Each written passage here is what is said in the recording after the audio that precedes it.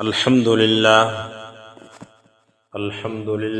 نحمده ونستعينه ونستغفره ونعوذ بالله من شرور أنفسنا ومن سيئات أعمالنا من يهده الله فلا مضل له ومن يضلل فلا هادي له ونشهد أن لا إله إلا الله وحده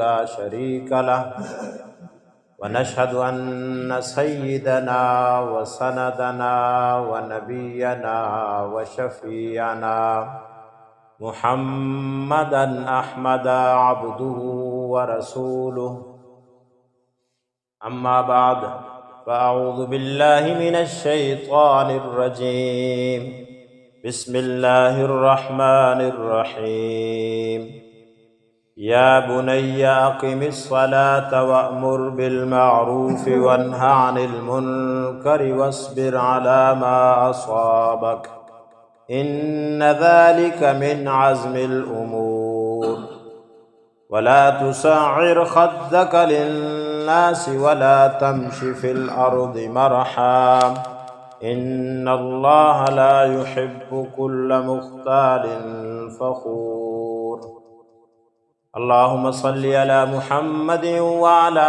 آل محمد كما صليت على إبراهيم وعلى آل إبراهيم إنك حميد مجيد اللهم بارك على محمد وعلى آل محمد كما باركت على إبراهيم وعلى آل إبراهيم إنك حميد مجيد۔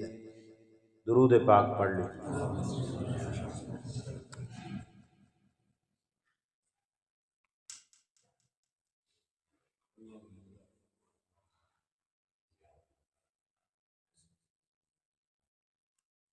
اللہ رب العزت نے فضل و احسان کرم فرمایا کہ جمعے کے مبارک دن اپنے گھر اپنے در حاضری کی توفیق عنایت فرمائی۔ دعا فرمائیں اللہ تعالی ہماری اس حاضری کو اپنی بارگاہ میں اپنے فضل و کرم سے قبول فرمائے۔ آپ کے سامنے سورہ لقمان کی آیت نمبر 17 اور 18 دو آیتیں تلاوت کی گئی ہیں۔ حضرت لقمان نے اپنے بیٹے کو کچھ نصیحتیں فرمائی ہیں۔ اللہ رب العزت نے ان نصیحتوں کو اتنا قبول فرمایا کہ اپنے محبوب صلی اللہ علیہ وآلہ وسلم کی امت کے لیے قیامت تک کے لیے قرآن پاک میں ان کو جگہ دی۔ انہی میں سے ایک نصیحت یہ ہے، یا بنیا، اے میرے بیٹے، اقم الصلاۃ، نماز قائم کرو، وَأْمُرْ بِالْمَعْرُوفِ، اور نیکی کا حکم کرو، وَانْہَ عَنِ الْمُنْکَرِ، اور برائی سے روکو، وَانْہَ عَنِ الْمُنْکَرِ، اور برائی سے روکو، وَاصْبِرْ عَلَى مَا أَصَابَكَ، جو تکلیف تمہیں پہنچے یا آئے اس پر صبر کرو، ان ذالک من عزم الامور، بے شک یہ بڑی ہمت کے کام ہیں۔ پہلی نصیحت، اللہ تعالیٰ کا پہلا حکم نماز۔ حضرت اپنے بیٹے کو نماز قائم کرنے کا حکم دے رہے ہیں۔ ان کے زمانے میں نماز کی کیا ترتیب تھی؟ اس بحث کو چھوڑ کر ہم اور آپ اپنے اوپر نگاہ کریں کہ ہمیں 5 وقت نماز دی گئی ہے اور ہم پر فرض کی گئی ہے۔ تو پہلی نصیحت نماز قائم کرو۔ قائم کرنے کے معنی میں علماء نے یہ بات لکھی ہے کہ قائم کرنے میں اللہ تعالیٰ نے سب چیزیں ایک ہی لفظ میں بیان کر دی ہے۔ نماز قائم کرو، وقت کا خیال کرو، پاکی کا خیال کرو، جماعت کا خیال کرو۔ اپنی مرضی والی نماز قائم میں داخل نہیں ہے۔ بے وقت نماز قائم میں داخل نہیں ہے۔ بغیر آداب اور سنن کی رعایت کے نماز ادا کرنا نماز قائم میں داخل نہیں ہے، وہ نماز پڑھنے میں داخل ہے۔ بے جان نماز، بغیر دل کی حضوری کے نماز، یہ نماز قائم میں داخل نہیں ہے۔ نماز میں دل کی حاضری، بر وقت، باجماعت اور مکمل اخلاص کے ساتھ نماز پڑھنا، یہ نماز قائم کرنے میں داخل ہے۔ صحابہ کرام رضوان اللہ علیہم اجمعین کی ایسی نمازیں تھیں، اللہ تعالیٰ نے قرآن کریم میں ان کے بارے میں کئی مقامات نماز نقل فرمائی کہ یقیمون الصلاۃ، وہ نماز قائم کرنے والے تھے۔ وقت کا خیال، بھاگتے ہوئے نماز نہیں پڑھتے تھے کہ جماعت میں وقت پورا ہو گیا ہے تو دوڑتے ہوئے آئے، بھاگتے ہوئے آئے، نہیں، آرام تسلی سے بر وقت ہر نماز کے لیے ایسے فارغ ہو کر آتے تھے جیسے کہ انہیں کوئی اور کام نہیں ہے۔ ہم نماز میں جس کام کو چھوڑ کر آتے ہیں، نماز میں کھڑے ہو کر اسی نماز کا سوچتے ہیں، اسی فکر میں لگے رہتے ہیں، دل ہمارا ادھر ہی متوجہ رہتا ہے، فکر اسی کام کا رہتا ہے، ذہن اور دل آپس میں ان کا کنیکشن نہیں رہتا۔ جسم نماز کے لیے جھک رہا ہے، قیام کر رہا ہے، رکوع میں جا رہا ہے، سجدے میں جا رہا ہے، لیکن زبان جسم کا ساتھ نہیں دیتی۔ بعض اوقات سورہ فاتحہ کی جگہ التحیات پڑھ رہے ہوتے ہیں، یا سبحان ربی العظیم کی جگہ سبحان ربی الاعلیٰ پڑھ رہے ہوتے ہیں۔ یہ جسم اپنی جگہ حرکت تو صحیح کر رہا ہے، رکوع میں گیا ہوا ہے، لیکن توجہ ذہن اس طرف نہیں ہے، دل کی حضوری حاضری نہیں ہے۔ اس کی وجہ سے نماز قائم یا اخلاص والی، جس چیز کو اخلاص کہتے ہیں، وہ یہاں نہیں بچتی۔ تو پہلی نصیحت یہ کی کہ اقیم الصلاۃ، نماز قائم کرو۔ تو نماز قائم کا لفظ اور ہے، نماز پڑھنے کا لفظ اور ہے۔ پڑھنا میری اور آپ کی نماز ہے، اور قائم کرنا صحابہ والی نماز ہے۔ نماز کو سیکھ کر پڑھنا، نماز کے تمام واجبات کا، فرائض کا، سنن کا، ساروں کا پتہ ہونا اور سب کی رعایت کرنا، اور آداب کا خیال کرنا، مستحبات کا خیال کرنا، یہ ساری چیزیں، اخلاص کا خیال کرنا اور دل کی مکمل توجہ کا رکھنا، یہ نماز قائم کرنا ہے۔ یہ صحابہ والی نماز تھی۔ تو یہ چیزوں کا جب رعایت ہوگا، فرائض کا، سنن کا، واجبات کا، مستحبات کا، آداب کا، ساری چیزوں کا خیال کر کے اخلاص پیدا ہو جائے گی۔ جب اخلاص نماز میں آ گیا، پوری توجہ کامل مل گئی، اب جب آپ 2 رکعت نماز پڑھیں گے، وہ 2 رکعت نماز پڑھنے کے لیے آپ کا دل اس کو ختم کرنے کا نہیں کہے گا، آپ اس کو اور لمبا کریں گے، کیونکہ آپ کو نماز میں لطف آ رہا ہے، مزہ آ رہا ہے، آپ کو نماز میں نور مل رہا ہے، آپ کی توجہ اتنی زیادہ ہے کہ آپ سوچے تو صحیح کہ میں کس کے سامنے کھڑا ہوں، مالک الملک کے سامنے، ذوالجلال والاکرام ذات کے سامنے، اور سب سے بڑی ذات، ساری کائنات کے مالک ذات اور سارے بادشاہوں کا بادشاہ رب، اس کے سامنے میں کھڑا ہوں تو پھر ایک چھوٹے درجے کے افسر کے سامنے آج اگر میرا اور آپ کا کھڑا ہونا ہو جائے، چھوٹے درجے کے عہدے والے کے سامنے ہمارے سر میں کھجلی ہو رہی ہوتی ہے، ہم سر کو کھجلی نہیں کرتے، یا ہمیں کہیں خارش ہو رہی ہوتی ہے، ہم خارش نہیں کرتے، اپنے آپ کو روکتے ہیں کہ اگر ہم اس طرح کریں گے یہ لوگ، یہ افسر، یہ بڑا آدمی کیا کہے گا، بولے گا اس کو ہمارے سامنے آنے کی تمیز ہی نہیں ہے، بات کرنے کی تمیز ہی نہیں ہے، یا کھڑے ہونے کا ڈھنگ ہی نہیں ہے، پتہ نہیں کس دیہات سے اٹھ کر آیا ہے۔ اور نماز میں اللہ تعالی کا مقام اس عہدیدار جتنا بھی نہیں ہے کہ نماز میں کھڑے ہیں اور سر کھجا رہے ہیں، نماز میں کھڑے ہیں داڑھی میں ہاتھ ڈال رہے ہیں، نماز میں کھڑے ہیں ناک کا ملبہ نکال رہے ہیں، نماز میں کھڑے ہیں کپڑے سیدھے کر رہے ہیں، نماز میں کھڑے ہیں اور جناب جسم کے جہاں بھی دل کرے ہاتھ پھیر رہے ہیں۔ یہ اللہ تعالیٰ کے سامنے یہ ہم حاضر نہیں ہیں، ہماری توجہ نہیں ہے، ہم اللہ کی طرف متوجہ نہیں ہے۔ تو اس نماز سے جو بے جان نماز ہو، صرف ظاہری شکل و صورت جھکنے کی اور قیام کی اور رکوع کی ہو، بے جان نماز سے اس کے بعد جب ہم ہاتھ اٹھا کر اللہ سے کچھ مانگیں گے تو ہمیں کیا ملے گا؟ اقیم الصلاۃ، نماز قائم کرو۔ اور دوسری بات، وَأْمُرْ بِالْمَعْرُوفِ، اور لوگوں کو نیکی کی تلقین کرو، لوگوں کو نیکی کی تلقین کرو، نیکی کی طرف لاؤ، نیکی کا امر کرو،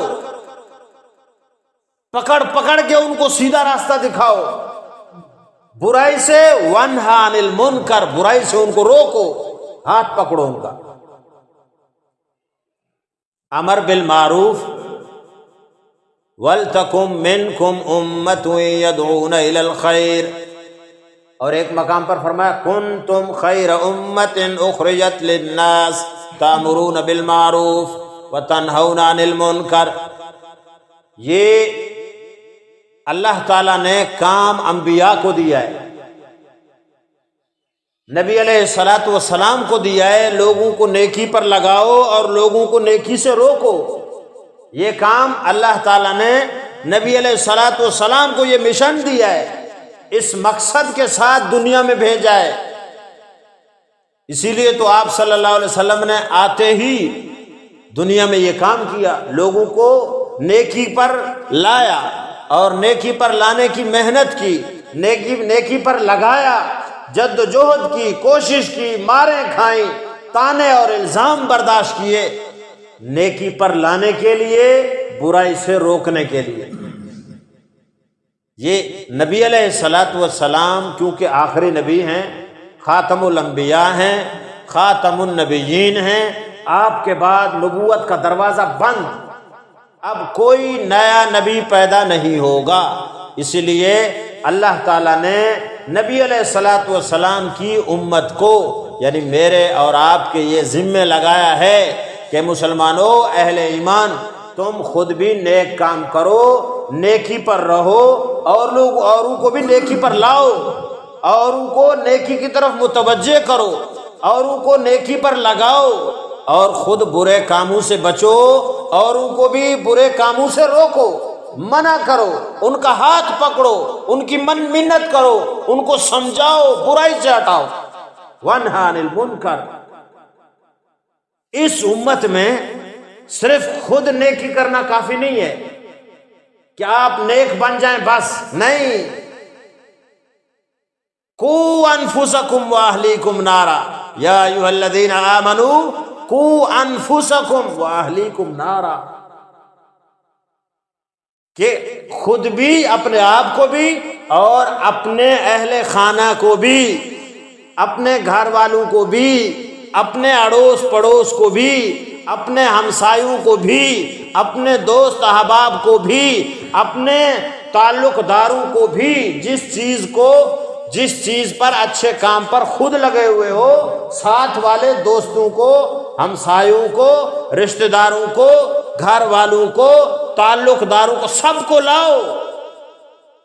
صرف تم نیک بن جاؤ یہ کافی نہیں ہے، اس سے جان نہیں چھوٹے گی۔ اس چیز کا پوچھا جائے گا کہ تم خود اچھے تھے، لوگوں کو کتنے اچھائی پر لگایا، وَانْهَا عَنِ الْمُنْكَرِ، خود برائی سے بچتے تھے، کتنوں کو بچایا، کتنوں کی فکر کی، کتنوں کے بارے میں دعائیں کی، کتنوں کو برائی سے روکنے کے لیے منت کی، کتنوں کو برائی سے روکنے کے لیے کتنوں کے ہاتھ پکڑے، کتنوں کو تم نے روکا ہے۔ نبی علیہ الصلوۃ والسلام کتنی نیک پاک باز ہستی ہیں، ساری انسانیت میں اللہ تعالیٰ نے حضور علیہ الصلوۃ والسلام کو ساری اپنی مخلوق میں نمبر 1 پر رکھا ہے، سرداری کا تاج دیا ہے اور نبیوں کا امام بنایا ہے، سید المرسلین بنایا ہے۔ اس پیغمبر کو یہ کام دیا ہے کہ لوگوں کو نیکی پر لگاؤ، برائی سے روکو۔ آپ صلی اللہ علیہ وسلم نے اپنی 23 سالہ زندگی میں بڑی محنت کے ساتھ اور بڑی مشقتیں جھیل کر، بڑی تکلیفیں برداشت کر کے، بڑی قربانیاں دے کر، کئی اپنے ساتھی لگا کر، اپنا خون، اپنے ساتھیوں کا خون دے کر، لوگوں کے تانے برداشت کر کے، لوگوں کی زیادتیاں برداشت کر کے، لوگوں کے الزام برداشت کر کے، لوگوں کی طرف سے ہر قسم کی مصیبت برداشت کر کے، فقر و فاقے برداشت کر کے، حالات کی سختیاں برداشت کر کے، آپ نے لوگوں کو اس کام پر لگایا، نیک بنایا، برائی سے روکا۔ آپ کی 23 سالہ دور میں 1,44,000 یا 24,000 صحابہ کرام تیار ہوئے۔ کتنے تیار ہوئے؟ 1,24,000 صحابہ کرام رضوان اللہ علیہم اجمعین۔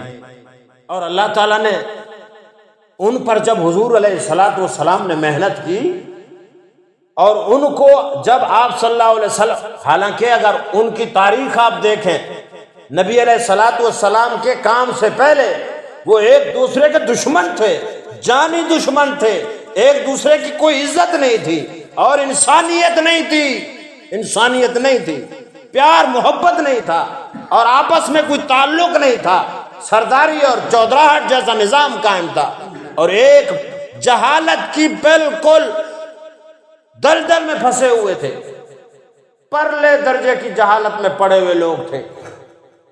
اور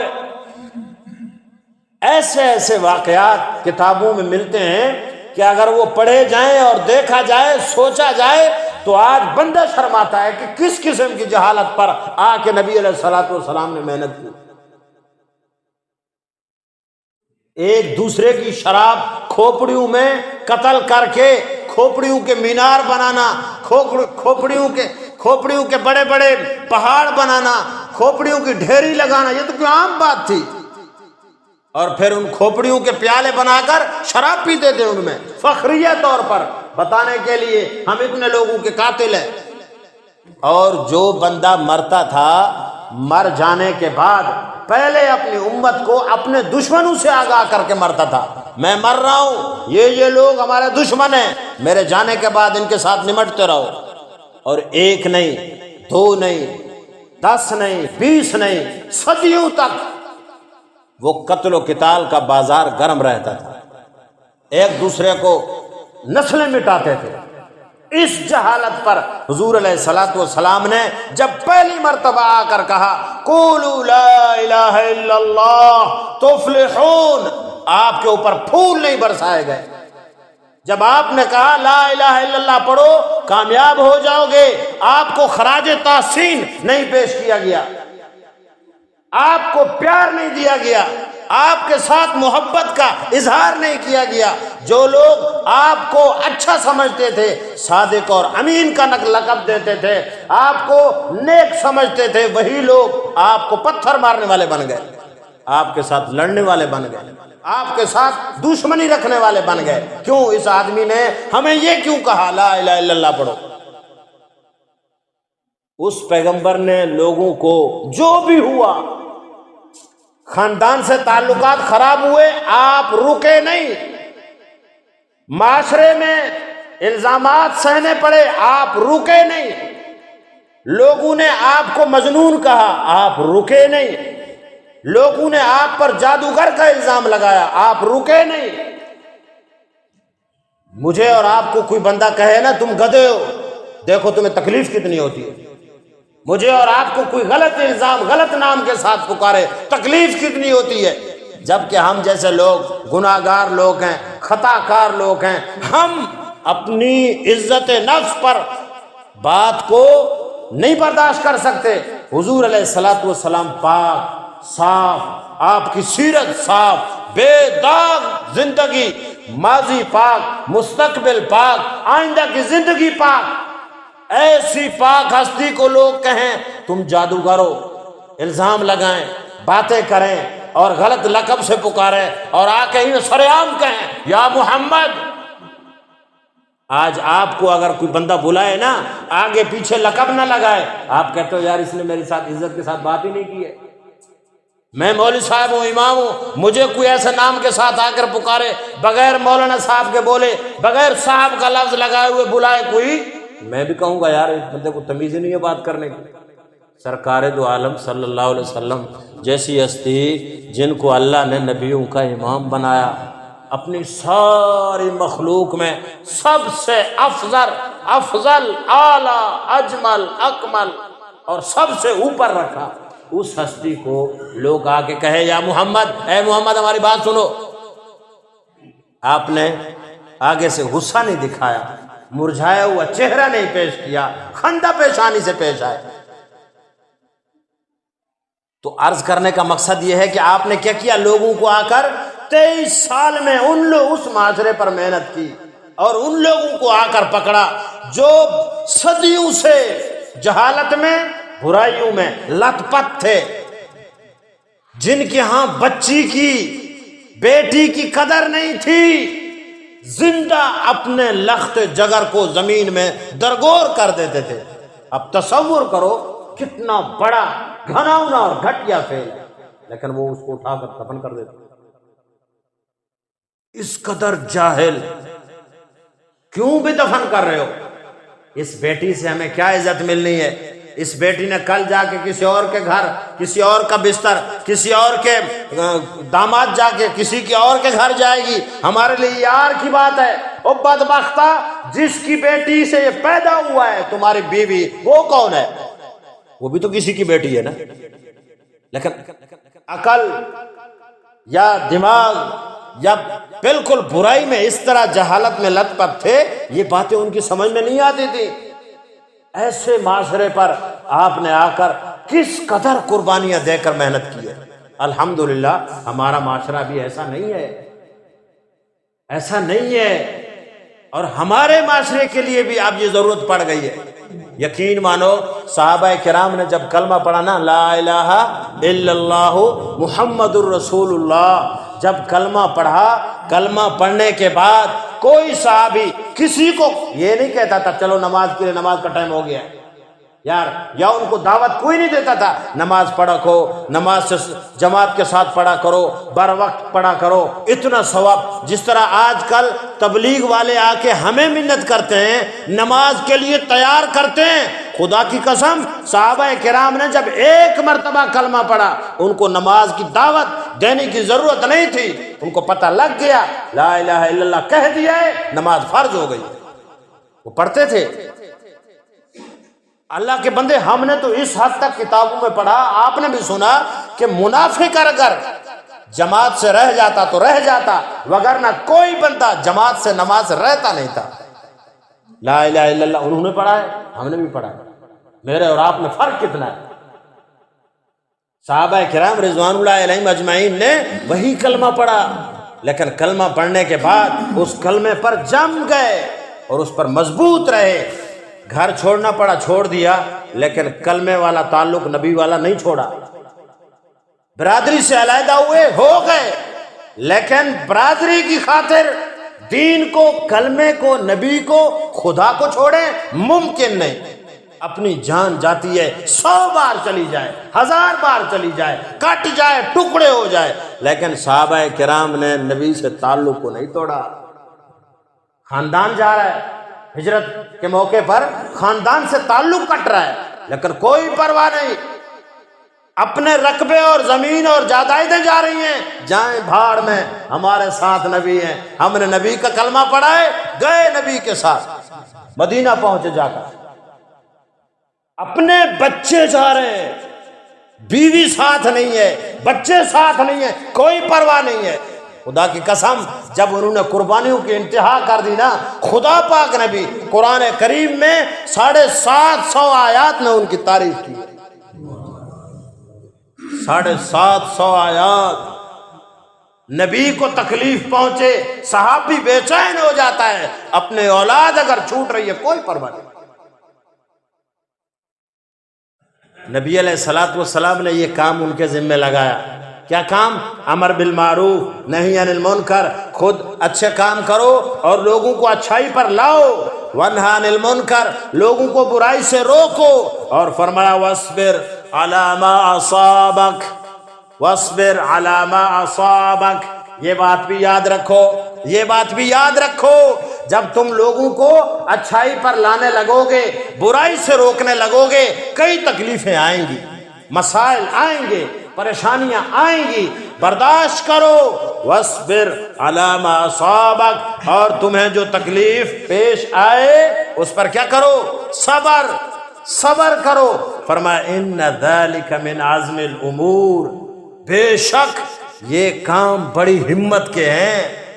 یہ کام کون سے ہیں؟ ہمت، یہاں بڑی ہمت لگتی ہے، بڑا کچھ برداشت کرنا پڑتا ہے، بڑا کچھ سہنا پڑتا ہے، اور خاندان مقابلے میں آ جاتا ہے، دوست مقابلے میں آ جاتے ہیں، اپنے مقابلے میں آ جاتے ہیں، پرائے مقابلے میں آ جاتے ہیں، اور اپنی برادری کے لوگ مقابلے میں آ جاتے ہیں، اور اپنے خاندان رکاوٹ بن جاتا ہے۔ سب کو لات مارو، نبی کا ساتھ دو، خدا کی قسم کل قیامت والے دن جہاں نبی کا ممبر لگے گا، اس کام والوں کا ممبر بھی ادھر ہی لگے گا انشاءاللہ، کیونکہ کیا کیا ہے تم نے؟ نبی والا کام کیا ہے۔ نبی والے کام کو جب اٹھاؤ گے، خدا کی قسم عزت بھی اللہ نبی والی دے گا۔ جب نبی کے کام کرو گے، عزت بھی اللہ نبیوں والی دے گا، اور نبی کا کام کرو گے، المرء مع من احب، جو جس سے محبت کرتا ہے اللہ کل اس کو اسی کے ساتھ ملا دے گا۔ ایک صحابی تھے، وہ آئے اچانک، کئی مرتبہ بیٹھے بیٹھے گھر میں یا کہیں بیٹھے بیٹھے ان کو خیال آ جاتا تھا کہ کیا پتا میں مر جاؤں اور نبی علیہ الصلوۃ والسلام کا آخری دیدار نہ کر سکوں۔ یہ بات جب اس کے ذہن میں آ جاتی تھی، چاہے رات کا وقت ہوتا، چاہے صبح کا، چاہے سردی چاہے گرمی، وہ اسی وقت اٹھتے، چاہے وہ 1 میل کی مسافت پر ہے یا 10 میل کی مسافت پر ہے۔ جب ان کو یہ خیال آ جاتا کہ کیا پتا نبی علیہ الصلوۃ والسلام چلے جائیں یا میں چلا جاؤں، چلو آخری دیدار کر لو۔ اگر رات کو بستر پر ہیں، خیال آ گیا، اٹھ کر نبی علیہ الصلوۃ والسلام کے گھر قریب آ کر بیٹھ جاتے، جب آخری زیارت کروں گا پھر چلا جاؤں گا۔ وہ آ کر اس طرح بیٹھتے تھے، تو نبی علیہ الصلوۃ والسلام نے ایک دن اس سے پوچھا کہ کیا بات ہے؟ فرمایا یا رسول اللہ، میں کہیں پر بھی ہوتا ہوں، آپ کے دیدار اور زیارت کے لیے بعض اوقات میرا دل بے قرار ہو جاتا ہے، میں برداشت نہیں کر سکتا، اٹھ کے چلا آتا ہوں، چاہے سردی ہو چاہے گرمی ہو، چاہے دور ہوں چاہے قریب ہوں، جب تک آپ کی زیارت سے آنکھیں ٹھنڈی نہ کروں مجھے سکون نہیں آتا۔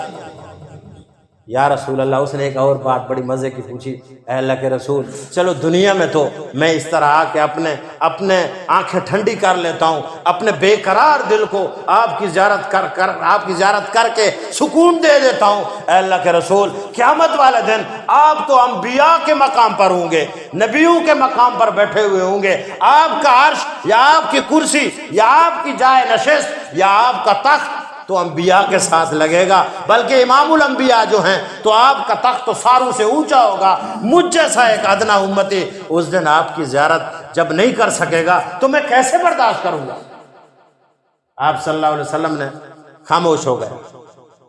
کچھ وقت کے بعد اللہ تعالیٰ نے قرآن کریم کی آیت اتاری، فَأُولَٰئِكَ مَعَ الَّذِينَ أَنْعَمَ اللَّهُ عَلَيْهِم مِّنَ النَّبِيِّينَ وَالصِّدِّيقِينَ وَالشُّهَدَاءِ وَالصَّالِحِينَ۔ اللہ تعالیٰ نے فرمایا کہ میں اور حضور علیہ الصلوۃ والسلام نے فرمایا المرء مع من احب، جس سے محبت کرتے ہو کل خدا اسی کے ساتھ تمہیں ملا دے۔ بڑے خوش ہو گئے، بڑے خوش ہو گئے۔ وہ صحابی کہتے ہیں خدا کی قسم نبی علیہ الصلوۃ والسلام کے اس فرمان سے جتنا مجھے سکون اور قرار اور مزہ اور لطف آیا کسی اور بات سے نہیں، کہ چلو دنیا میں بھی اپنے دل کو بے قرار کو سکون دے دیتا ہوں، مر جاؤں گا تب بھی نبی علیہ الصلوۃ والسلام کی محبت تو ہے، اللہ تعالیٰ قرب بھی عطا فرما دے۔ تو اس لیے آپ کو اس سفر میں، اس کام میں جب آپ امر بالمعروف اور نہی عن المنکر کرو گے آئیں گی تکلیفیں، خندہ پیشانی سے برداشت کرو، کھلے دل سے برداشت کرو۔ اور فرمایا ہیں ہمت کے کام، ہمت رکھو، مضبوط رہو، کام جاری رکھو، انشاءاللہ کل قیامت والے دن اللہ تعالیٰ نبی علیہ الصلوۃ والسلام کا ساتھ نصیب فرمائے گا۔ تیار ہو انشاءاللہ؟ خود بھی اچھا بننا ہے اور ان کو بھی اچھائی پر لانا ہے، خود بھی برائی سے بچنا ہے اور ان کو بھی برائی سے بچانا ہے۔ تیار ہو نا انشاءاللہ؟